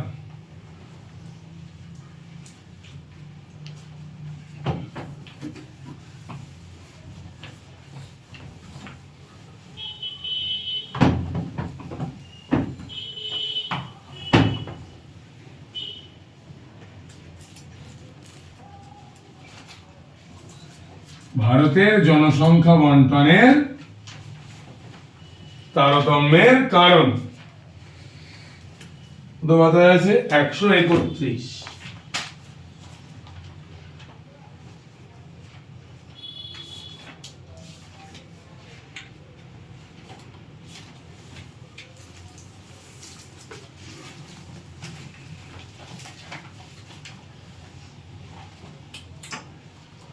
ভারতের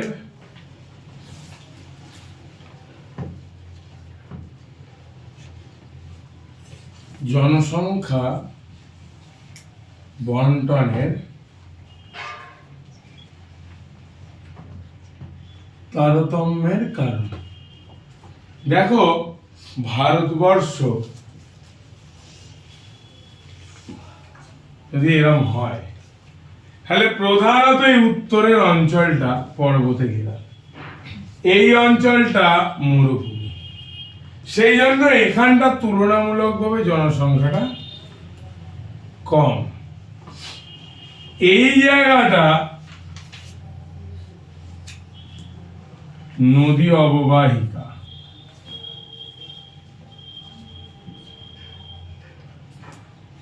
এই জায়গাটা সমুদ্রের নৈকট্য, বন্দরের নৈকট্য, নানান নদী, সেই জন্য এখানটাও জনসংখ্যাটা বেশি।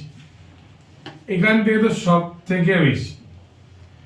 এইখানটা মোটামুটি, কারণ এখানটা সমভূমি, কিছু কিছু নদী আছে। এই রকম ভাবে ভারতের জনসংখ্যা বন্টিত, কোথাও কম, কোথাও বেশি। আবার এখানে একটু মালভূমি আছে, সেখানে কম।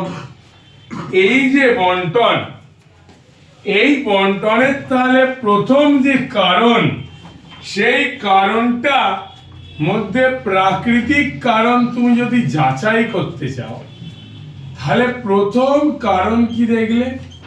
ভূপ্রকৃতি। প্রথম কারণ কি দেখলে? ভূপ্রকৃতি। তাহলে ভূপ্রকৃতি সবসময় জানবে সমভূমি তে জনবসতি বেশি হয়, পার্বত্য ভূমিতে জনবসতি কম। সেই জন্য কিন্তু পর্যটন শিল্পের জন্য কিছু কিছু জায়গা হয়তো বেশি হতে পারে, বাকি মালভূমিতে মাঝারি হবে। যেহেতু আবার মালভূমির যে যে জায়গাগুলোর খনিজ সম্পদ আছে সেই জায়গাগুলো খনিজ সম্পদ উত্তোলনের জন্য জনসংখ্যাটা বেশি হবে। খনিজ সম্পদ উত্তোলন করার জন্য লোক লাগবে। এবারে নদ নদী, যেখানে নদ নদী বেশি সেখানে নদী অববাহিকা সৃষ্টি হবে। যে অববাহিকা প্রচন্ড উর্বর, যেখানে হবে কৃষিকাজ, সেই জন্য জনবসতি সিন্ধু, গঙ্গা, গোদাবরী, কৃষ্ণাতে বেশি। জলবায়ু, পার্বত্য অঞ্চলের জলবায়ু কিন্তু খুব প্রখর। হিমালয়ের শৈত্যের জন্য সেখানে জনসংখ্যা কম। সমভূমি অঞ্চলে উত্তর পূর্বের পাহাড়ি জায়গাগুলিতে স্যাঁতস্যাঁতে হওয়ার জন্য জনসংখ্যা কম। মাটি, উপকূলের অঞ্চলে মাটি আছে বলে ভালো হবে। তারপর আর যাই হোক, এবারে সাংস্কৃতিক কারণ বা অপ্রাকৃতিক কারণ, কৃষি ও পশুপালন। এই গাঙ্গেয় উপকূল অঞ্চলে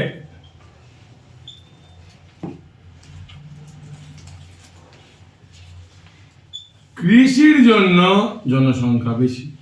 আবার গুজরাটে বিস্তীর্ণ চারণভূমিতে পশুপালনের জন্য সেখানে জনসংখ্যা বেশি। শিল্প, যেমন ধরো আমাদের শিল্পর ক্ষেত্রে বলি, হুগলি নদীর উভয় তীরে, কোথায়? হুগলি নদীর উভয় তীরে পাট শিল্প। দুর্গাপুর ওই মালভূমি অঞ্চলের মধ্যে পড়ে প্রায়। সেই দুর্গাপুরে জনসংখ্যা তো কম হওয়ার কথা, কিন্তু লৌহ ইস্পাত শিল্পের জন্য ওখানে জনসংখ্যা বেশি। আবার পরিবহন, খনিজ সম্পদ ইত্যাদি। তারপর ধর্মীয় স্থান,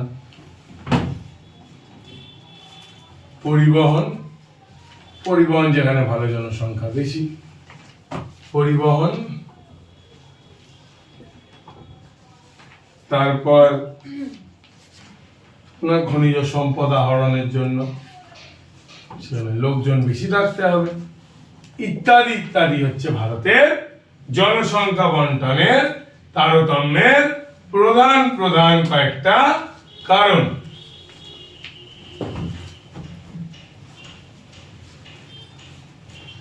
ভারতের জনসংখ্যা বন্টনের প্রধান কয়েকটা কারণ। এবার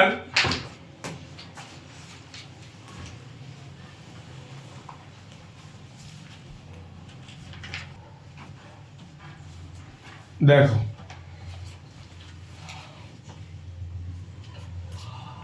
এবারে আমরা করব বর্জ্য ব্যবস্থাপনায়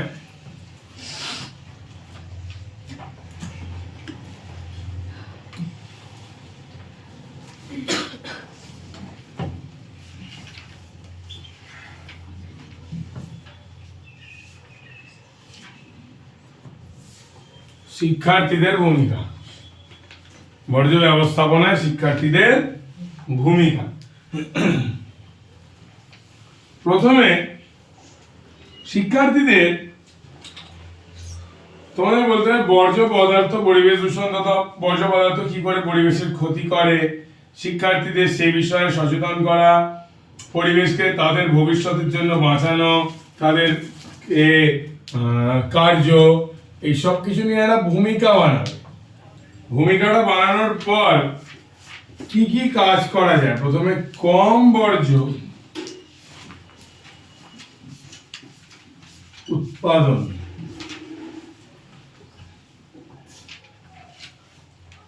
প্লাস্টিকে ইউজ অ্যান্ড থ্রো দ্রব্যের ব্যবহার কমানো।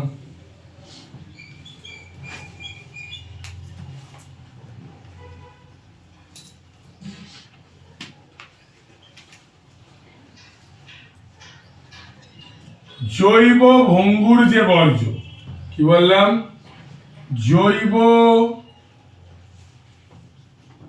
ভঙ্গুর বর্জ্যের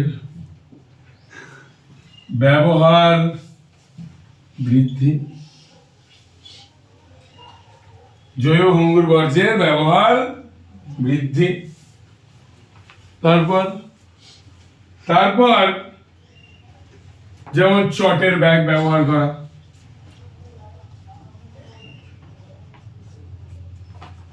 তারপর কি, তারপর বর্জ্য পৃথকীকরণ।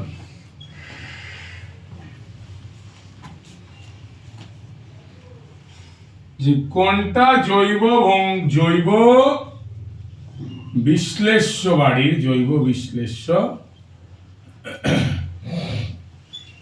ও জৈব অবিশ্লেষ্য বর্জ্যকে আলাদা করা। এই সংগ্রহ করার জন্য যে তোমার নানান নিজেরা করা প্লাস এগুলো নিয়ে লোককে আরো সচেতন করা, এই কাজ। উপযুক্ত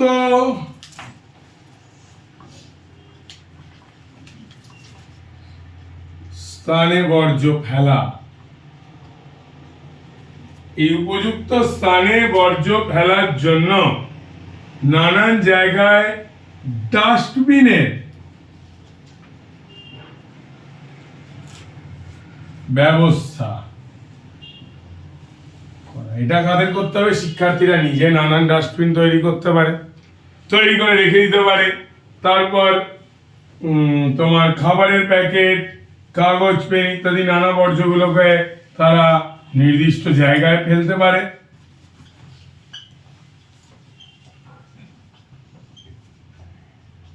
তাদের আলাদা করতে হবে, তাদের আলাদা করে ফেলতে হবে জৈব বিশ্লেষ্য এবং জৈব অবিশ্লেষ্য বর্জ্যগুলোকে ফেলা।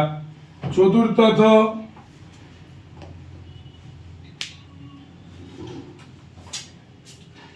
জনসচেতনতা বৃদ্ধি।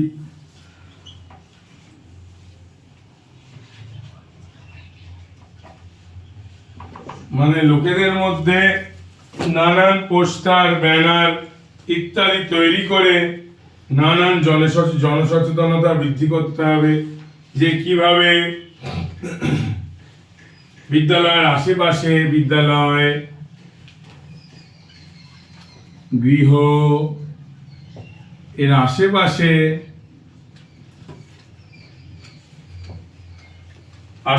কি করতে হবে? আর আশেপাশে সঠিক বর্জ্যের পরিমাণ, তোমার বর্জ্যের পরিমাণ হ্রাস করা, বর্জ্যে এইসব নিয়ে পোস্টার, নানান পোস্টার বানাতে হবে। পোস্টার বানিয়ে তোমার জনসচেতনতা বৃদ্ধি করতে হবে। তার জন্য পথনাটক, নানান সেমিনার আয়োজন করতে হবে। যেমন ধরো তোমাদের আছে কাল্পনিক সংলাপ, দুই বন্ধুর মধ্যে পথ নিরাপত্তা সংক্রান্ত, এইরকম সেমিনার করতে হবে। পঞ্চমত কি? কম্পোস্ট সার তৈরি।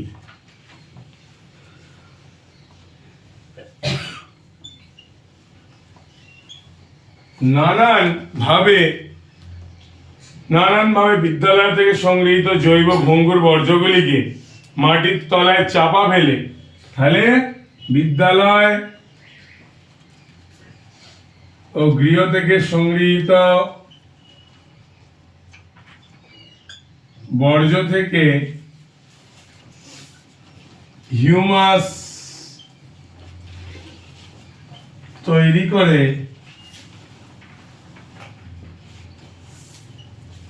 তা ধরো একটা স্কুলের সামনে বাগানে ব্যবহার করে তুমি দেখালে, ইত্যাদি ইত্যাদি করে করে তোমাকে শিক্ষার্থী হিসাবে পরিবেশকে আরো সুন্দর বানাতে হবে। 5টা পয়েন্ট লিখলে মোটামুটি এনাফ।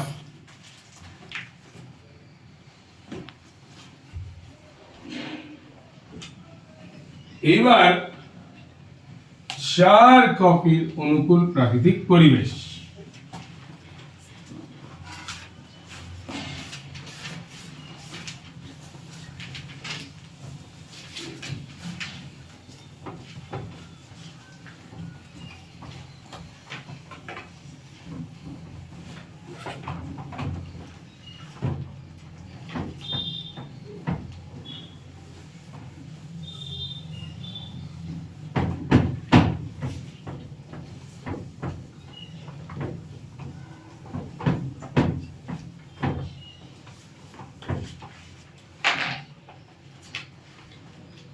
দেখো,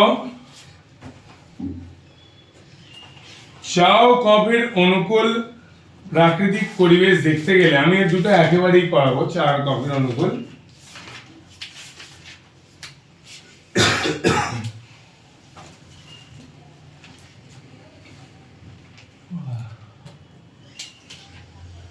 চা কফি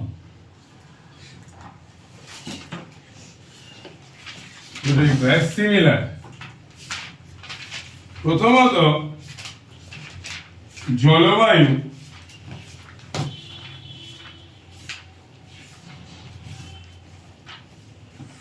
প্রথমত প্রাকৃতিক পরিবেশ। তোমাকে লিখতে হবে যে ভারতের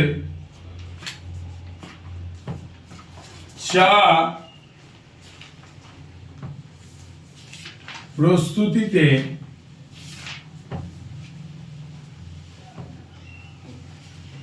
কেমন দখল, কততম স্থান, কতটা চা তৈরি হয়, এইসব তথ্য তোমাকে দিতে হবে। এইসব তথ্য তোমাকে দিতে হবে। ভারতের কফি প্রস্তুতির ব্যাপারে তোমাকে নানান তথ্য দিতে হবে। কফি উৎপাদনে কততম স্থান অধিকার করেছে, কোথায় চা তৈরি হয়, কোথায় ভারতের কফি তৈরি হয়, ইত্যাদি ব্যাপারে তোমাকে নানান ব্যাখ্যা দিতে হবে। এবার প্রাকৃতিক কারণগুলো তুমি যদি দেখো, তাহলে প্রাকৃতিক কারণের মধ্যে থেকে তুমি কি লিখবে? প্রথমত লিখবে চায়ের ক্ষেত্রে জলবায়ু, যা বার্ষিক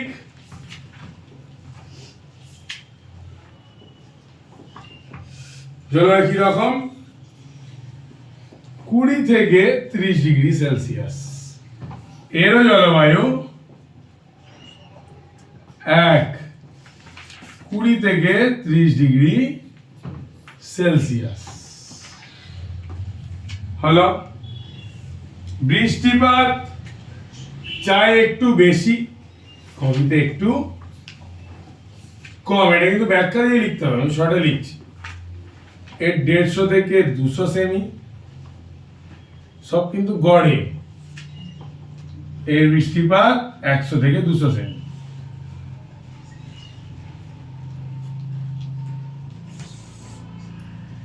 বার্ষিক গড় বৃষ্টিপাত।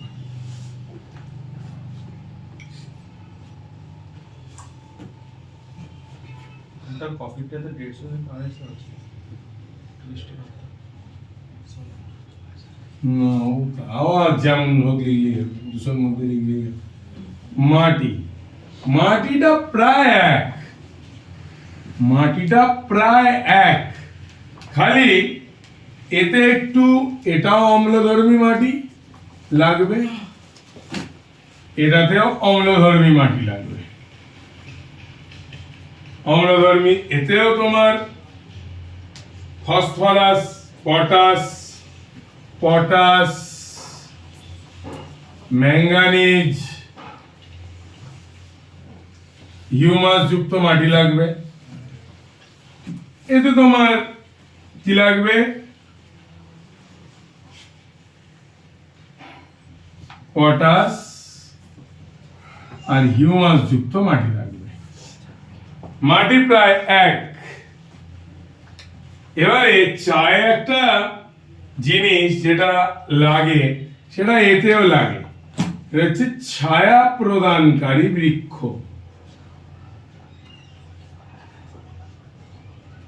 দুটো একসঙ্গে গড়াচ্ছি, তার কারণ আছে, কারণ দুটোরই প্রায় একটা করলে আর একটা হয়ে যায়, তাহলে যাতে সোজাসুজি তার উপর না পড়ে। এবারে প্রাকৃতিক তো হয়ে গেল, এবারে আসছে অর্থনৈতিক। এগুলো প্রায় এক।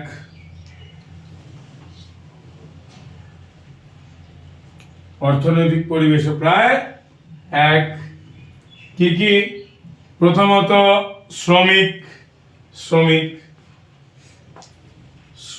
নৈপুণ শ্রমিক,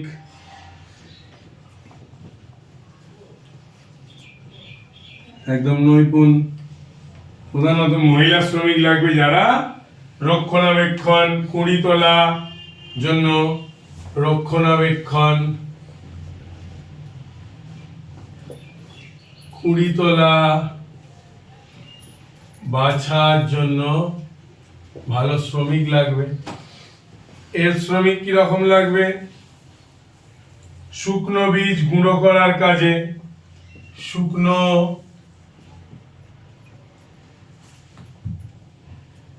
বীজ গুঁড়ো করার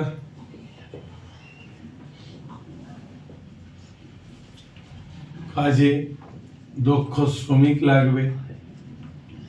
আর কি দ্বিতীয় পয়েন্ট কি? দ্বিতীয় পয়েন্ট হচ্ছে মূলধন।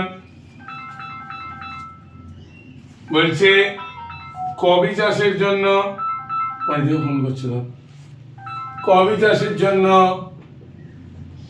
আর চা চাষের জন্য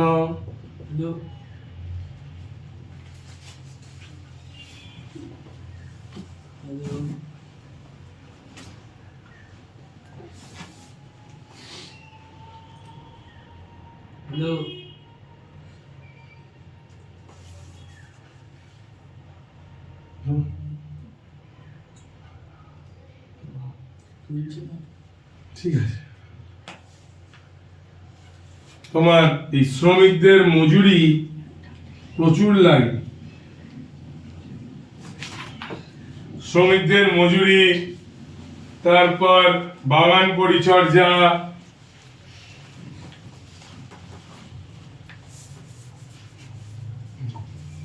সার ইত্যাদিদের জন্য অনেক মূলধন দরকার।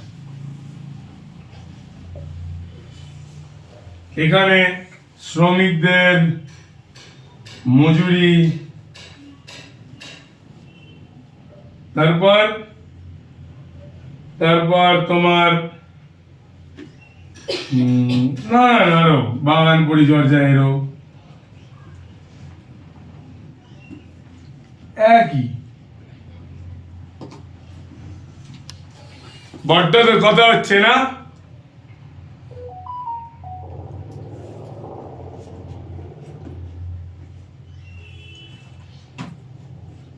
প্রচুর মূলধন লাগে, বুঝতে পারলে? এর জন্য প্রচুর মূলধন লাগে।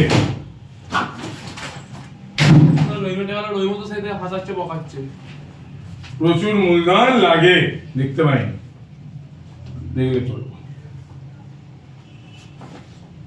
কারখানা, নানান কারখানা, চা শুধু তোলা নয়, চায়ের প্যাকিং, নানান কিছু এইসব করতে হয়।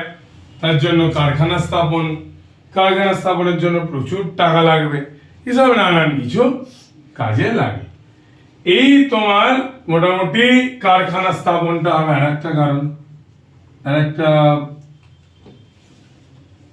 কারখানা স্থাপন, এটা মূলধনের সাথেই তুমি যুক্ত করে দিতে পারো।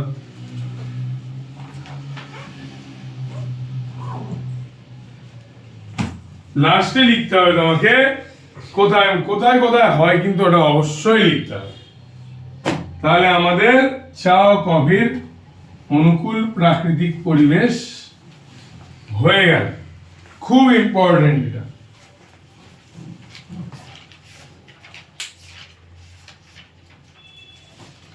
চা ও কফি উৎপাদনের অনুকূল প্রাকৃতিক অর্থনৈতিক পরিবেশ।